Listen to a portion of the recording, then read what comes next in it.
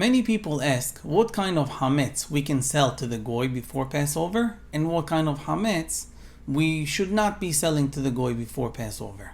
So just to explain to those who are not, it's not so clear even the question, what do you mean?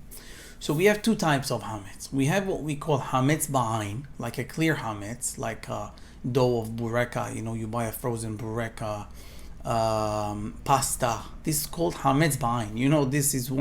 This is what we call Hamets. Really, that is what the Torah means by saying don't have Hamets in your possession, don't own any of these Hamets. Now we have what we call Ta'arovet, a mix. What is a mix? For example, a person has nuts. A big bag of nuts cost $50. Now there might be some, you can't really see it, but there might be some flour in it. Is it the flour Hametz or not? Depends. It touched water, it didn't touch water. Or he has a mix of soup mix, for example, and there is some flour in there. And it might be flour that was processed with water and then dried, so 100% Hametz. But since it's mixed with many stuff, when you look at it, you don't see Hametz. It's not Hametz Ba'ain. So again, this is a mix. It's called again Ta'arovet, Hametz Ba'ain or Ta'arovet. So this is clear. Now, people know that there is difference between selling Hametz Ba'ain, like real pasta or dough of bureka or burekas itself or pitas from the freezer, versus selling something that's a mix. So for sure, selling something that's a mix, it's much easier in a way according to halakha. But to answer a question, what are we allowed to sell and what we're not allowed to sell? So if you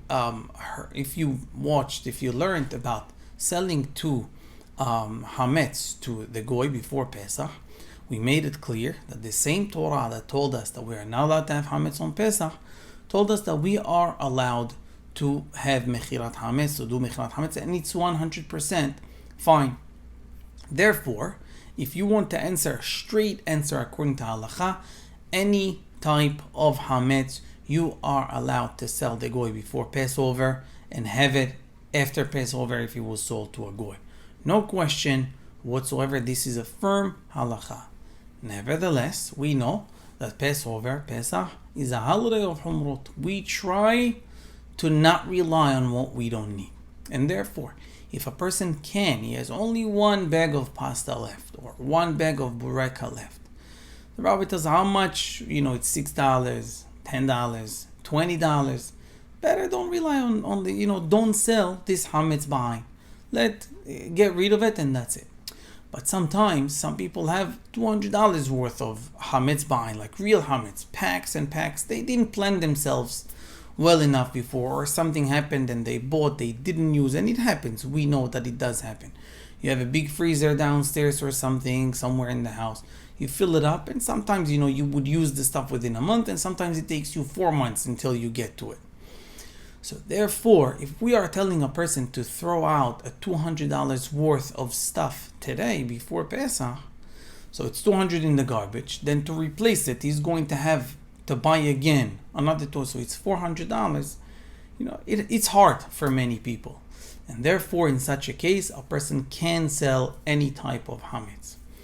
Nevertheless, we said that we made it clear that if he has only a little bit left, he should not, sell it and just either give it to someone that is selling, your neighbor or someone that does rely on selling Hametz Ba'ain, real Hametz, and if it's a mix, obviously, you could sell it yourself.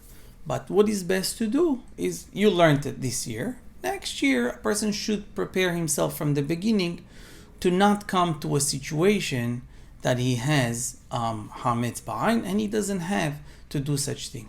So again, if it's a little bit, just get rid of it or give it to someone else that sells. If it's a lot and a person, it hurts financially, it hurts a person, each one knows how much would be a concern for him, sell it to the Goy 100%, submit it with application to the rabbi. And in the future, try to not come into that situation. I wish you all a great day.